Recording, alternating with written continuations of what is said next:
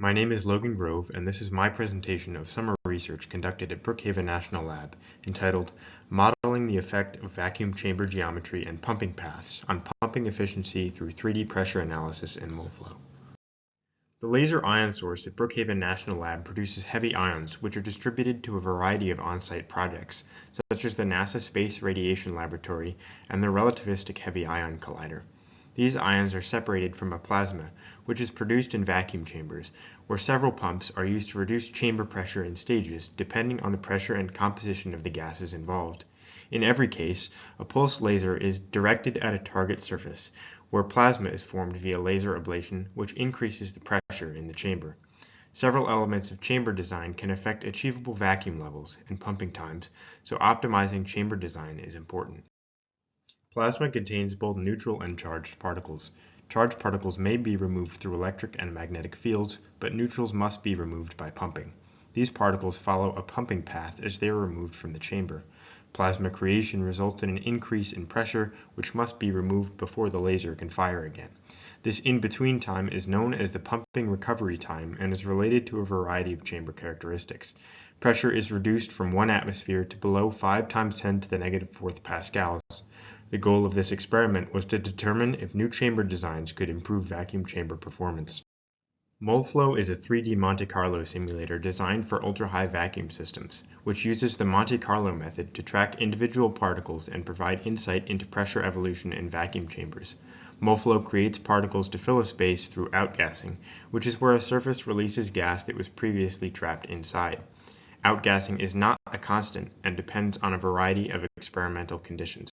3 chambers were of interest to us here: the galactic chamber and the DPIS-1 and 2 chambers.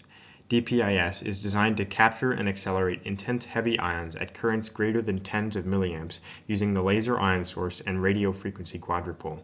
DPIS-1 is currently being used in particle accelerator experiments, and DPIS-2 would represent an upgraded version.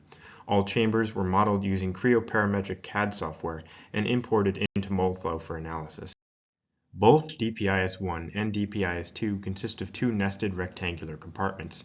The outer compartments hold the pump and solenoid attachments and are held at ground potential. An inner box, which contains the target, is electrically isolated and typically held at 60 kilovolts. Ions are extracted from the plasma as a result of this potential difference. However, neutrals created during laser ablation reaching the inner and outer boxes simultaneously may result in voltage breakdown. DPIS-1 contains a chimney structure to elongate the pumping path, and DPIS-2 contains a smaller inner chamber with the goal of delaying voltage breakdown. All 3 chamber models were exported from cryoparametric as STL files and imported into MoleFlow for analysis. Pumping speeds of 2,000 liters per second were assigned to the pumping phases. Using the experimental readings from a pressure gauge in the galactic chamber, the per-area outgassing rate of the surfaces was adjusted until the pressure in the model at the gauge location matched experimental results. This outgassing rate was assigned to all other surfaces in the chamber models. Time-dependent outgassing profiles were designed for the target to simulate the burst of created plasma. The number of particles created was estimated using volumetric analysis of ablation craters, assuming all removed material was turned into plasma. Analysis planes were defined around exits to the inner chambers in both DPIS-1 and 2, and pressure was calculated every 100 microseconds until pressure converged. The pressure gauge in the galactic chamber recorded a pressure of 4 × 10⁻⁴ pascals, or 4 × 10⁻⁶ millibar. This corresponds to a per-area outgassing rate of 3.1 × 10⁸ millibar liter per second per square centimeter. This is 1 to 2 orders of magnitude higher than the literature standard for similar conditions. The outgassing rates of 1, 10, and 100 millibar liter per second corresponded to particle creation rates of 10 to the -14th to 10 to the -16th particles, which matched literature standards for similar pulsed lasers.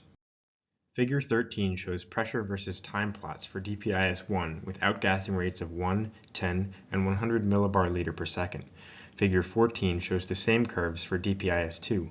For higher outgassing, DPIS-2 more effectively reduces peak pressure and pumping recovery time, but becomes less effective in comparison for lower outgassing rates. Figures 15 and 16 show comparison curves for DPIS-1 and 2 for outgassing rates of 10 and 100 millibar liter per second, respectively. In both cases, DPIS-2 results in a lower and later peak pressure when compared to DPIS-1 and demonstrates an ability to reduce higher pressures more quickly. DPIS-1 is shown in black and DPIS-2 is shown in red. Here, pumping speeds of 200 liters per second versus 2,000 liters per second are compared at an outgassing rate of 1 millibar liter per second. Pumping recovery time and peak pressure are clearly reduced with a higher pumping speed, shown in black. Pumping recovery time is nearly identical between designs, but DPIS-2 more effectively reduced higher pressures and took longer to reach peak pressure, which was also lower in comparison to DPIS-1. However, no difference in pumping time is noted for the 200 liter per second pumping speed. Pumping recovery time for the 2,000 liter per second speed was approximately 0.45 seconds. The estimated number of created neutrals using volumetric analysis was less than the amount suggested by literature, suggesting that laser ablation happens beyond the focal diameter of the laser. Additionally, an outgassing rate of 10 millibar liter per second most accurately simulated experimental results when comparing peak pressures. The difference in per area outgassing rates can likely be attributed to leaks in the chambers. Additionally, the lower peak pressure in DPIS-2 suggests improved conductance, which is a measure of how easily gas can be pumped out of the chamber. A maximum repetition rate of approximately 2 Hz can be concluded from the 100 millibar liter per second outgassing peak. In conclusion, this project was able to successfully model 3 different vacuum chambers in CAD software and then analyze those chambers in MoFlow software to compare pumping recovery time and peak pressure across chamber designs. DPIS-2, as a result of the later and lower peak pressure, successfully delayed the arrival of neutral particles to the outer chamber. A maximum repetition rate of 2 Hz is allowable, assuming a peak target outgassing of 100 millibar liter per second, although this may be improved with higher pumping speeds and lower target outgassing. Future research would continue analysis of various outgassing rates to clarify outgassing rates of different targets under specific laser powers, as well as continue to analyze pressure gradients over different portions of the chamber. I would like to give special thanks to my mentor, Dr. Takeshi Kinesu, for his help on this project, as well as Brookhaven National Lab, the Department of Energy, and the Office of Educational Programs for supporting this project. Here are my references. Thank you.